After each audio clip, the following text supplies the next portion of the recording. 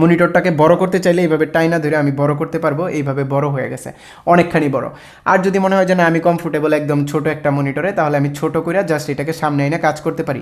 এবং সেই সাথে যদি আমার কাছে মনে হয় যে আমি যে ইনভায়রনমেন্টে কাজ করতেছি, যেরকম আমি যদি আমার পিছনে তাকাই, আমার এইখানে একটা ছোট ডেস্ক আছে, এইখানে এদিকে এরকম দেখতে, বাট আমার কাছে মনে হলো যে আমি একটা শান্তশিষ্ট ইনভায়রনমেন্টে চলে যাব, তাহলে আমি জাস্ট এই যে এইখানে একটা বাটন আছে যেটা ইমার্সিভ এর মধ্যে নিয়ে যাবে আপনাকে, যত বেশি আমি ঘুরাবো তত বেশি সামনের দিকটা ইমার্সিভ হয়ে যাবে বা অন্য একটা এনভায়রনমেন্ট। সামনে আমি দেখতেছি এখন পানিগুলো নড়তেছে, পাহাড়, আর এই দিক দিয়ে কিন্তু এখনও ঠিক আছে। আমি যদি আরেকটু ঘুরাই তাহলে দেখবো যে আমার সামনে একদম পাহাড়, ওই লাইটটা একদম বিলীন হয়ে গেল।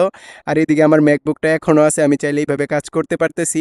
আর এইখানে চাইলে আমি আমার ডেস্কের ভিতরে আর্নিং দেখতে পারতেছি, যেরকম এখন যদি আমি আর্নিং দেখানোর চেষ্টা করি আমার অ্যানালাইটিক্সে, অ্যানালাইটিক্সে আমার 769,000 ভিউ, আর এর জন্য জাস্ট $26 আমার ইনকাম। আর এখন যদি আমি দেখাই এইভাবে, এইভাবে আমি মূলত কাজটা করতে সব থেকে বেশি পছন্দ করি। আর যদি আপনাদেরকে ইমার্সিভের কথা বলি, তাহলে এই দিক দিয়ে কিন্তু এখনও ইমার্সিভ হয় নাই, এদিক দিয়ে কিন্তু অন্য একটা দুনিয়া খুলে গেছে।